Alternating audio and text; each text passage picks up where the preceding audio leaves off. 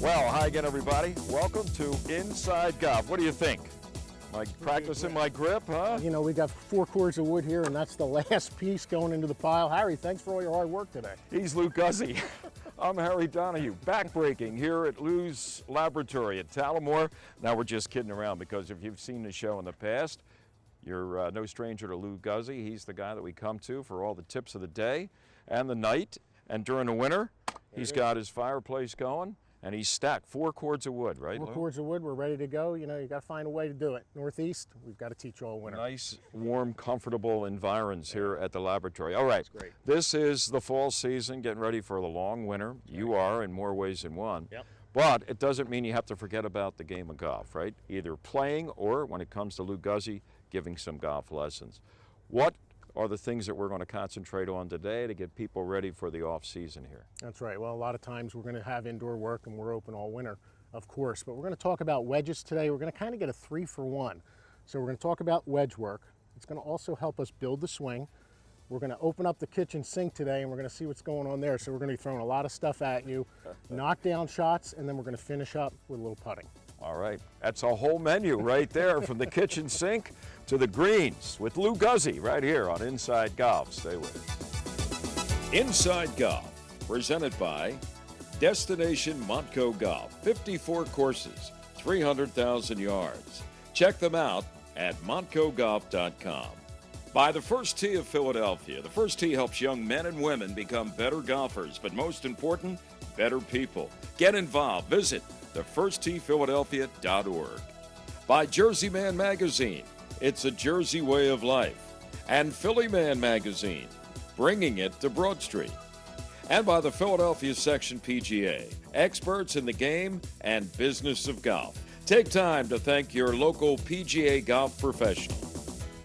In 2008, 13-year-old Lester Bell snuck through the fence of Cedar Crest Golf Course.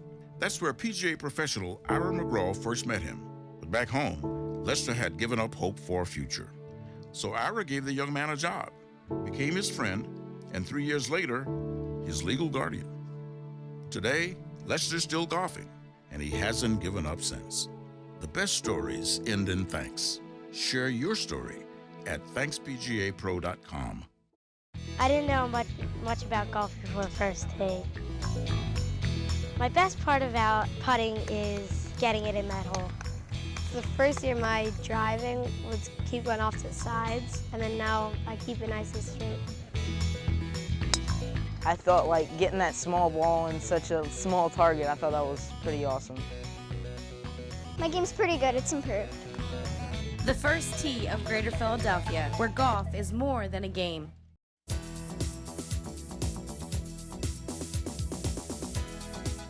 Welcome back to Inside Golf. We're with Lou Guzzi at his laboratory at Tullamore. And Lou, we are, as promised, going to start off with a little wedge play, right? That's right. What do you got going for us here? Well, right now I have a 56-degree sand wedge.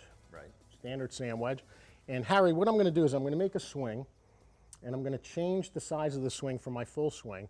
Let's see how far the ball goes. Now we have... Now when you say change the size of your swing, you mean from different positions based on the distance that you want the ball to land, right? That's right. Okay, so right now we're going to kind here, of experiment with what is it actually going to do. We don't know yet. Let's look at it that way.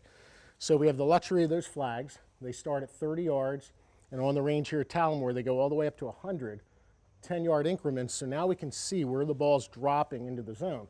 This is all about carry. We need to know how far the ball goes, where it lands. Then we're going to deal with, you know, obviously uphill, downhill lies. How fast is the fairway? You know, is it going to bounce? Is it going to roll a lot? Conditions today are soft, so we're not going to get as much roll as, let's say, in the middle of the summer. August, dry conditions, more roll. And here's the thing, too, with this. Good wedge players don't usually hit the ball high. They come in with a lower trajectory.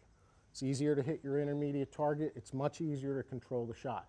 So when you see the tour players hit lots of low wedges, they hit their intermediate target, which is somewhere on the green, then they take a nice big bounce and they check up. Right, so I'm gonna make a swing, and I'm basically gonna do what I call my level 1 swing, which is about hip high back with my hands and hip high through. Little body turn back, little body turn through, elbows against the sides. Let's see how far this ball goes. Send it towards the flags. Right at number 3. There you go, in between the 40 and 50-yard flag. So then what we do with our students is why we're helping them build their swing. This is kind of like what I call the secret of the swing. If a student can feel the golf swing from here, rotating through to here, they're starting to really feel what happens through the ball. And the hard part about this is a lot of people want to make big swings, big full swings. I want to get really, really good at this small swing. And you can see that you're going to be able to now control the distance by making this little move back and through. You know, I'm visualizing it like being in a hallway. So the outside wall is right here, parallel wall on the inside wall, just off my heels. And then I'm inside this wall on both sides, this little hallway, making the swing. So I'm just keeping my club off the wall. I see the parallel positions, and then there's the shot. So now I want to feel that distance, and that went 52 yards. And if I can feel that distance and organize that size swing, I've got a 50 to 55-yard shot with a sand wedge. Yeah, so you're just going back as far on that 52-yard shot as you did on the 42, hip to hip, Yeah. but the swing is a little faster. Yeah, And and it's a guide too. Like the way I look at this years ago, I used to teach the clock system, which we've seen in so many magazines. Dave Pell's 3 o'clock, you know, whatever. Yeah, the hard part about that for me was, and for my students, is they just couldn't see this clock around their body. So I changed the language, picked up a carpenter's level, ran it across the hip, level 1, chest level 2, shoulders level 3. So then when we're making the swing, and I can call out different swing positions.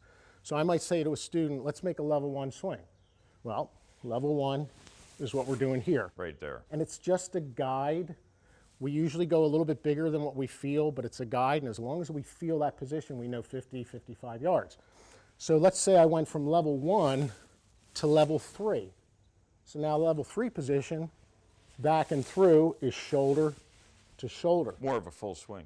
Yeah, and remember this though, I've honed in that level 1 swing, so I know what it feels like to come into the golf ball from that tight, compact Hogan position. Gotcha. So let's go level 2, which is now chest high with a full hinge, level 2, or we can go level 2 full, and we're going to get all these different shot patterns. Let's do a level 2 backswing and a level 3 finish. Little different looking shot there. Higher and longer. Yep. That got out there yards. about 70, 75? Yeah, actually 85 yards in the Let air. me see, I got level 1, level 1. I got level 1, level 2. I got level 1, level 3. Yeah. Lots of levels here in the laboratory. So we have a 7-iron.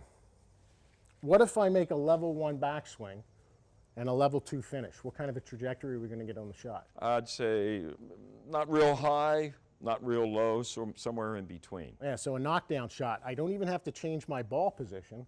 I can keep it pretty much where I keep my ball position, about 2-3 inches inside the left heel. I'm set up. Now I'm going to rehearse this.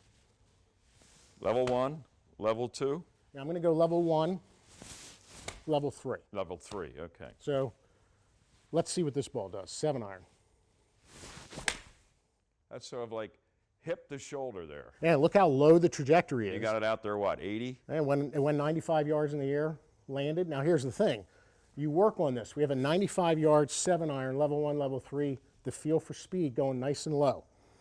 You have to remember, the conditions might be 20, 30-mile-an-hour wind coming at you. So that 95-yard carry is going to be hit by the wind, and it might end up being an 80-yard carry. And you have to know that ball flight and that feel, because when it's windy, what are you going to want to do? Keep it out of the wind. Yeah, and you want to, but your instincts are to make a bigger swing. Right. You have to know the trajectory of that shot. Wow, we'll save that for the links, right? You want me to complicate this even more? You've done a good job. All right, one more thing. So let's think about this. And of course, this is where the student's going to obviously play around with it, take some notes. If I'm at the top end of the grip, with whichever size swing you make, and then I go to the bottom end of the grip, and I've reduced it by 2 inches, I'm going to get a different shot. So now I've shortened the club. What's going to be the difference? It could be 5 yards, could be 3 yards. So in the world of hitting these shots from 70 yards and in, 5 yards is a big deal. It's 15 feet. So all of a sudden when you're hitting your shots, yeah, if I go to the bottom end of the grip, now I hit the shot, I'm going to get a different look. And then all I have to do is tap into what that felt like, the size swing I made. I played in tournaments years ago where I wanted to make a level 2 backswing and a full finish. And I accidentally went to level 3, and on the downswing, I'm like, man, because I'm going to continue to accelerate, but I know I'm going to hit it long. That's the feel part. Wow. You've given us a lot to think about. I hope you were taking notes. Oh, man. But we'll be back. What do you got coming up in our next Well, segment? we're going to throw the kitchen sink The out whole there. sink. Yeah, so you can really feel these positions, and I might put you in that. Sounds good. We'll be back with Lou at the laboratory at Talamore when Inside Golf continues in a moment. Jersey Man and Philly Man magazine, published by former Eagles tight end Ken Dunnick, is everything you want in a publication catering to men's interest. Enjoy articles on politics, business, the mob, wine, food, fitness, and travel. Written by the likes of George Anastasia, Bill Lyon, Sam Carchidi, and Mike Kern. Want to grow your business? Ask for information on our Legacy and Chairman Clubs. They meet regularly and can be a valuable tool for your company. Subscriptions are only $20 a year for 6 issues. They're available at jerseymanmagazine.com. Oh no! What?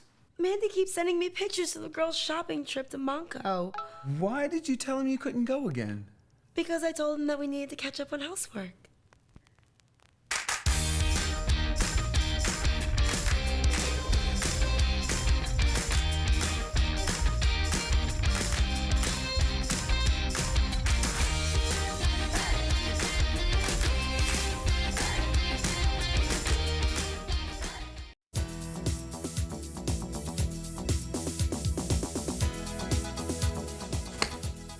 Well, welcome back to Inside Golf. We're at Lou's Laboratory with Lou Guzzi here at Talamore, and we rolled out the full kitchen sink. We got all the props in the world. Huh? Yeah. We got these things. We got the wall. I love the wall. We'll get to the quote because here at the lab you have a quotation up on the wall that says, "Is your swing driving you up a wall?"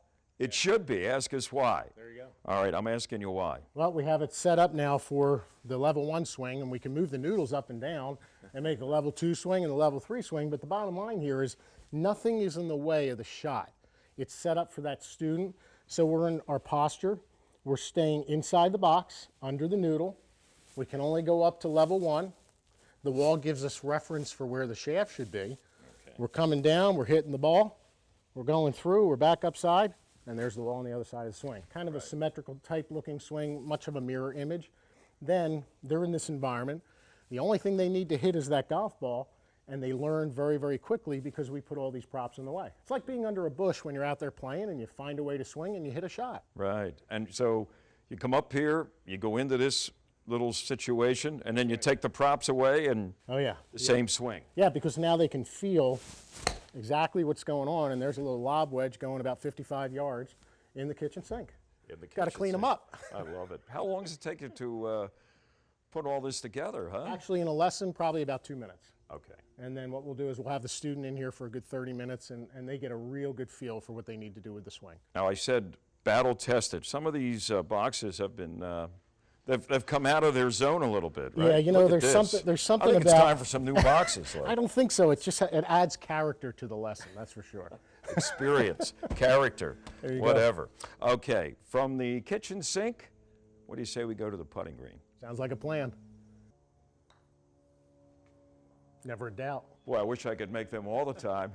Back with a little putting tip now. Lou, that's right. Everybody has some advice on putting, you know, like grip pressure, dominant left hand, dominant right hand. What can you say about those topics? Well, you know, right now we have a Big Moss putting green, which we use inside the academy here, and I try to get my students to have one at home. It's a big deal. Just contact me. We'll get you one.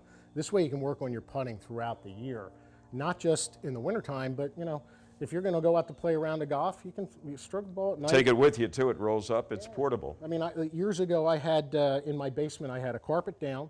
I actually dug a hole into the ground and put a cup in, cemented it in, so I could see the ball going into the ground. And then when I was playing in tournaments, I would work from 6 feet and in at home in the basement. When I was playing in the tournaments, I could visualize being inside my basement, hitting the putt that I was comfortable with from 6 feet and in.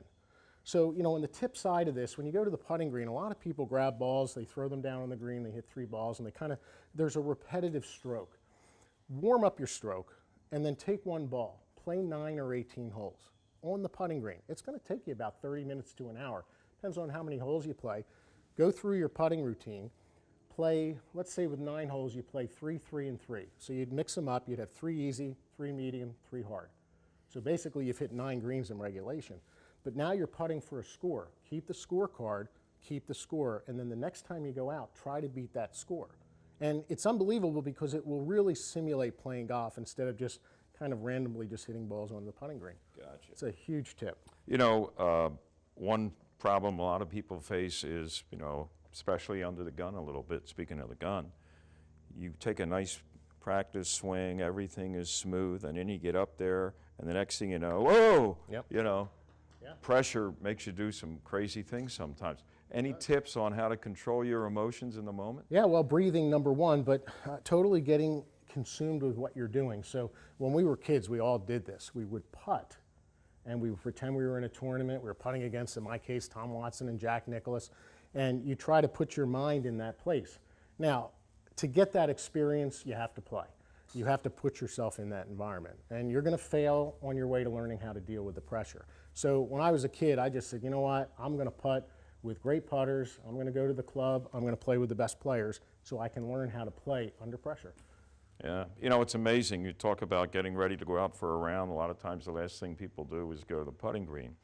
And it's a whole different game on that putting green than it is out there on that golf course, you know. And it's all about confidence and sometimes muscle memory they talk about. But even in terms of putting, I find, hey, I remember this putt I had on the putting green. Now I'm out on the 3rd hole. That's right. Just try to get yourself back in that relaxed mode. Yeah, I mean, even if, like in the case of the putt that you hit too far, the ball's still rolling on the putting green. You know, maybe it went, I mean, I have students that hit it 15, 20 feet past the hole. We've been there. And they're obviously putting their head down because they didn't do what they wanted, but I'm like, watch the putt. Even though it wasn't what you wanted, it's going to end up somewhere, and that's where the hole may be someday. And like you said, Harry, remember that putt. You'll be at a golf course and you'll go, I don't know why I know this putt, but I've seen it already. Already. Yeah, pay attention. And pay attention, we'll be back. We'll have Teed Off next, but Lou, always a pleasure. We'll see you. Absolutely. We're coming back to the laboratory as well here on Inside Golf. It looks like it's getting close to like going over the edge. Am I wrong? It's inching in that direction, like gladiators and stuff, you know.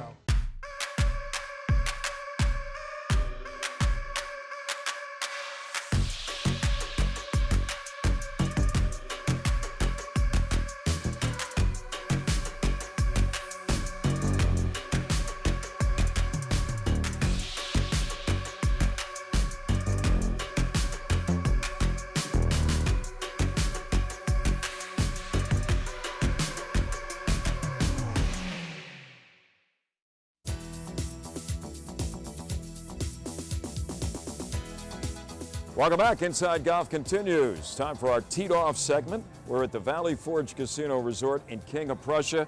And when you're here the next time, make sure you stop at the Revolution Chop House. New restaurant right here at the Valley Forge Casino Resort. Panel today, Bob Shepard's back with us, PGA professional, long-standing author. The Dormy House is his book. New book, Dormy? It's literally flying off the shelves. Yep. Like one of his 9 irons. Tom Corpus is with us.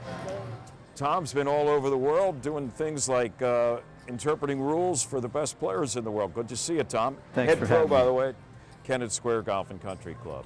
And we have Joe Logan from myphillygolf.com. Now, our topic today, this guy was there, I think the only one of the 4 of us who was at the Ryder Cup. Again, how many Ryder Cups now for you? This was my 4th one. But you still haven't been able to crack the lineup, right? Task force or not. If I could can't play get like there. Lou Guzzi, maybe I could, but I can't play We'll like get you a him. lesson. I can do that. There you go. Tom was there as a rules official. Overall, impressions. Okay, the U.S. finally won, okay?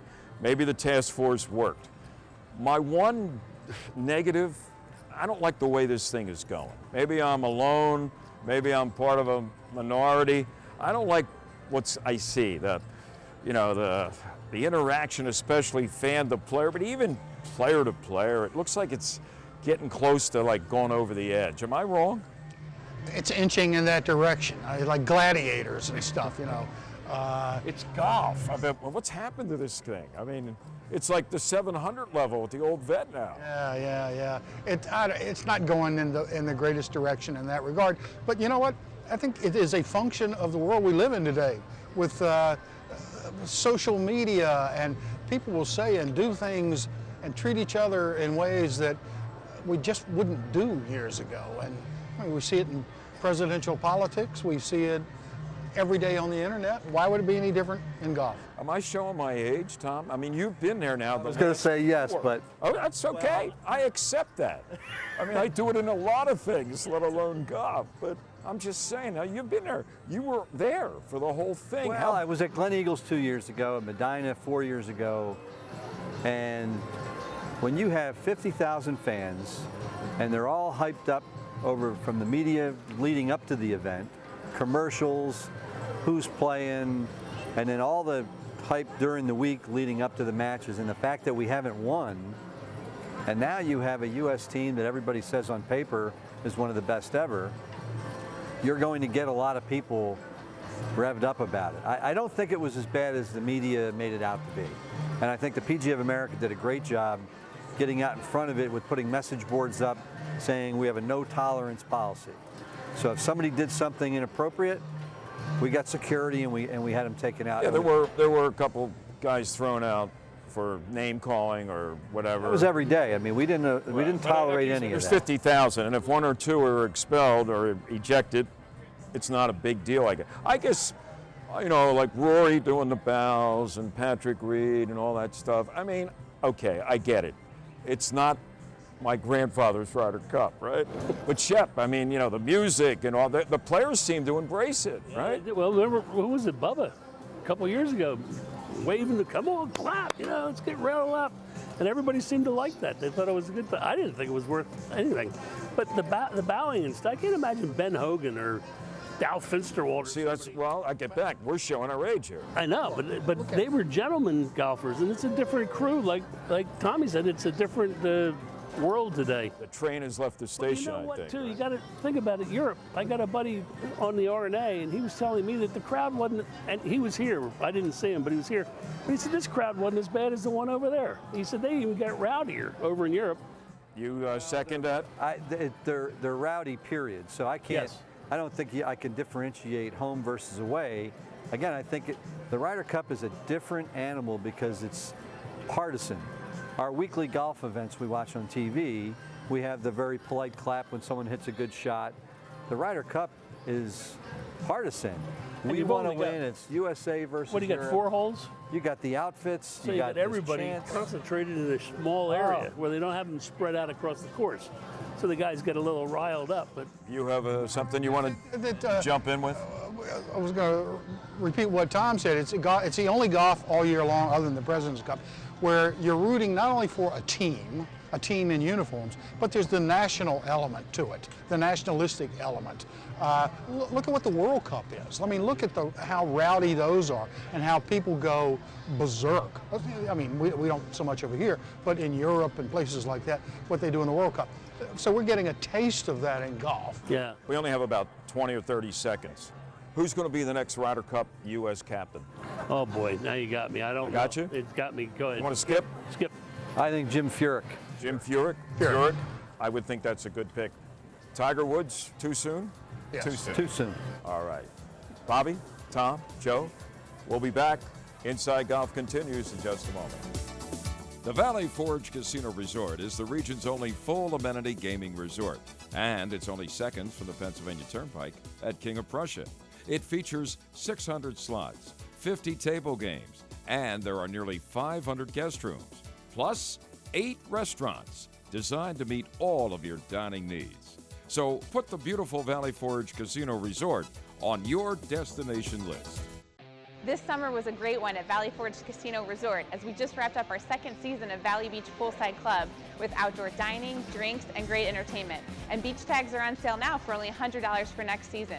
But speaking of entertainment, this fall, the entertainment lineup's really heating up inside with the Valley Forge Music Fair. We've got great comedians such as Tracy Morgan, Lisa Lampanelli, and Carlos Mencia, and some great music acts as well, such as Theory of a Dead Man and the Dirty Heads, and we'll be announcing more soon. So for tickets and more information, visit vfcasino.com. My mom asked, Caitlin, would you like to do golf? And I said, sure, and so I got into it.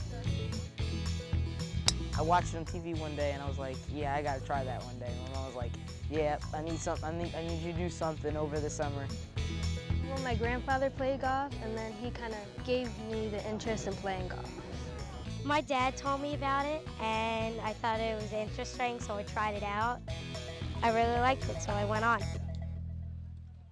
Along with being stewards of the game of golf, your local PGA professional wears many hats. We are teachers. We are players. We are managers. We are merchandisers. And community leaders. But we all wear one badge.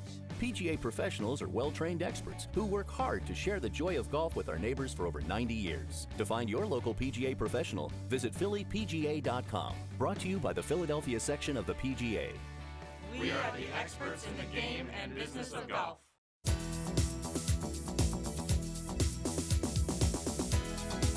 Well, that's going to do it for this week's edition of Inside Golf. Boy, what a way to close here at Lou Guzzi's Laboratory at Talamore. He's got the wood set, the chair. Oh! Can I offer you a coffee, Harry, while you're enjoying yourself?